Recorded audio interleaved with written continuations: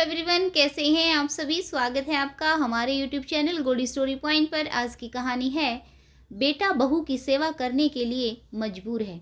जो भी चैनल पर नए आए हैं, चैनल को लाइक शेयर और सब्सक्राइब ज़रूर करें। घंटी का बटन दबाकर ऑल आइकन ज़रूर प्रेस कर लें ताकि कहानियों की और नोटिफिकेशन आपको मिलती रहे। तो चलिए शुरू करते हैं आज की एक और नई बेहतरीन कहानी। अनुराधा के कदम अजय के लिए बहुत शुभ सिद्ध हुए। शादी के 6 महीने बाद ही अजय की प्रमोशन हो गई और उसकी एक दूसरे शहर में ट्रांसफ़र भी हो गई। इसलिए उसने अपने माँ बाप से अलग दूसरे शहर में जाकर अपनी गृहस्थी बसानी पड़ी। कुछ महीने बाद अजय ने अपने माँ बाप और छोटी बहन जो हॉस्टल में रहकर पढ़ाई कर रही थी को अपने शहर में रहने के लिए बुलाया। अजय की पत्नी अनुराधा ने अपने ससुराल वालों के स्वागत में पलकें बिछा दी। सास ससुर और ननंद के आने से पहले ही अनुराधा ने सारी तैयारियां कर ली थी। उन लोगों के लिए कमरे, गद्दे, रजाई, बाथरूम सब कुछ एकदम चकाचक बना दिया। साथ ही रसोई में भी कितनी तरह के पकवान बनाने की तैयारी उसने कर ली थी। खास तौर पर अनुराधा ने अपनी ननंद सोनिया की पसंद का पाइनएप्पल केक बनाकर फ्रिज में पहले से ही रख दिया। अगले ही दिन ससुराल वाले आए तो अनुराधा ने पूरे घर को दुल्हन की तरह सजा दिया। ऐसी खातिरदारी देखकर अनुराधा की सास कादम्बिनी खुशी से फूली नहीं समा रही थी। अजय ने सैटरडे संडे मिलाकर ऑफिस से 5 दिन की छुट्टियां ली हुई थी। अजय और अनुराधा ने परिवार को शहर का चप्पा चप्पा घुमा दिया, अच्छे से भ्रमण कराया। अनुराधा ने एक दिन भी अपनी सास से रसोई में किसी भी काम में कोई सहायता नहीं ली। उनके कहने से ही पहले ही वह आगे से आगे तैयारियां करके रख देती थी।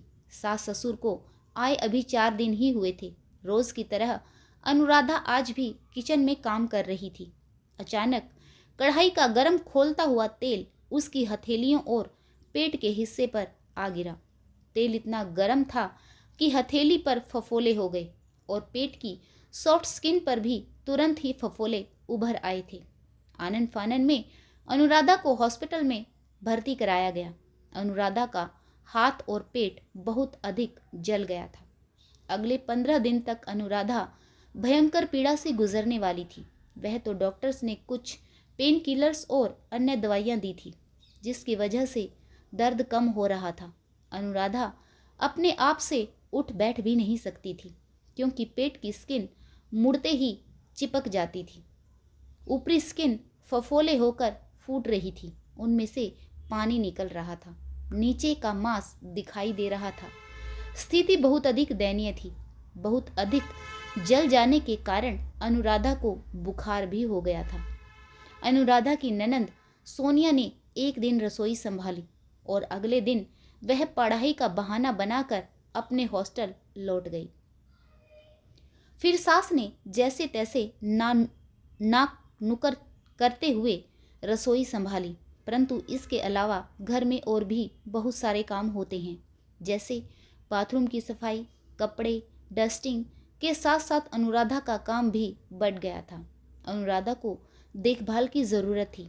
अजय ने अन्य कामों के लिए काम वाली बाई लगा दी थी। रसोई का उसकी माँ संभाल रही थी और अनुराधा के पर्सनल काम स्वयं अजय देखने लगा। आस पड़ोस से अजय के जानने वाले भी अनुराधा का हालचाल पूछने आते रहते थे, जिससे काम और भी बढ़ जाता था। अजय सुबह से ही सारे कामों में लग जाता। सुबह से शाम तक अनुराधा के सारे काम वही देखता। वह अनुराधा का ध्यान रखने में कोई कसर नहीं छोड़ रहा था। अजय की माँ रसोई के काम संभाल रही थी। 4 लोगों का खाना बनता था, वह आराम से कर सकती थी, लेकिन उन्हें अपने बेटे का इस तरह से दिन रात बहू की सेवा में लगे रहना बर्दाश्त नहीं हो रहा था। एक दिन सास किसी काम से अजय के कमरे में गई। फिर उन्होंने जो देखा वह सब उनकी सोच से परे था। कमरे से अटैच बाथरूम में अजय अनुराधा को नहला रहा था। कादम्बिनी तुरंत ही बाहर आ गई। कुछ देर बाद अनुराधा के धुले हुए कपड़ों को अजय तार पर फैलाने लगा। शायद वह अजय ने ही धोए होंगे। यह सब कादम्बिनी को जरा भी बर्दाश्त नहीं हुआ, पर वह कर भी क्या सकती थी। वह स्वयं तो यह सब काम करने में सक्षम नहीं थी। कादम्बिनी जानती थी कि बहू अनुराधा अभी लाचार है, लेकिन फिर भी उन्हें बहू पर गुस्सा आ रहा था। एक दिन अनुराधा की तबीयत पूछने के लिए कादम्बिनी के मायके से उनकी भाभी का फोन आया। शुरुआती बातचीत के बाद कादम्बिनी ने अपने मन की भड़ास निकालनी शुरू कर दी। वह बोली, क्या बताऊं भाभी, 15 दिन हो गए बहू की सेवा करते करते। हमारी सेवा तो उसने 4 दिन ही करी थी, और पिछले 15 दिनों से तो मैं ही बहू की खातिरदारी में लगी हुई हूँ, और नाम हो गया कि हमारी सेवा करते करते बहू रानी पर गरम तेल गिर गया और वह पूरी तरह से जल गई। कादम्बिनी की भाभी ने पूछा, तो क्या दीदी सारा काम आप ही करती हो? कादम्बिनी ने कहा, नहीं भाभी, मेरी ऐसी उम्र कहाँ, इस बुढ़ापे में सारा काम भला मैं कैसे कर सकूं? वह तो मेरा बेटा बेचारा दिन रात बहू की सेवा में लगा रहता है, बेचारा और कर भी क्या सकता है, बहू का गुलाम बन गया है। तुम यकीन नहीं करोगी भाभी, बहू को नहलाना, उसके कपड़े धोना, उसे दवाई देना, सब कुछ मेरा बेटा ही कर रहा है। मेरे बेटे का तो नसीब ही खराब है। बेचारे के जीवन में ऐसी पत्नी जो लिखी थी, जो अपनी सेवा करा रही है, और उसे जरा सी शर्म भी नहीं आ रही।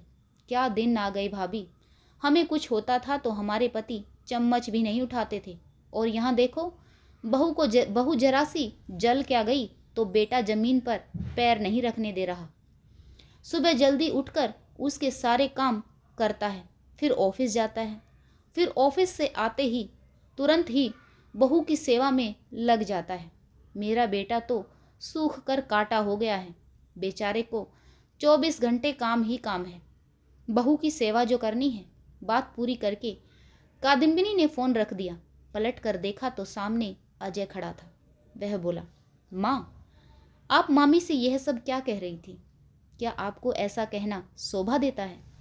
मैं अनुराधा का गुलाम बन गया हूँ, यह आप कैसे सोच सकती हैं? क्या लाचारी में पत्नी के काम करना गुलामी होता है? आप अच्छी तरह से जानती हैं कि अनुराधा ने आपकी सेवा में कोई कमी नहीं छोड़ी। वह तो उस बेचारी की किस्मत खराब थी, जो गरम खोलता हुआ तेल उस पर गिर गया और वह जल गई, वरना वह काम से कभी जी नहीं चुराती। यह आप अच्छे से जानती हैं। वह तो एक पैर पर खड़ी होकर आप सभी की सेवा कर रही थी। उसे क्या पता था कि उसके साथ यह हादसा हो जाएगा। ऐसी लाचार हालत में मैं अपने पत्नी के काम नहीं करूँगा तो फिर कौन करेगा?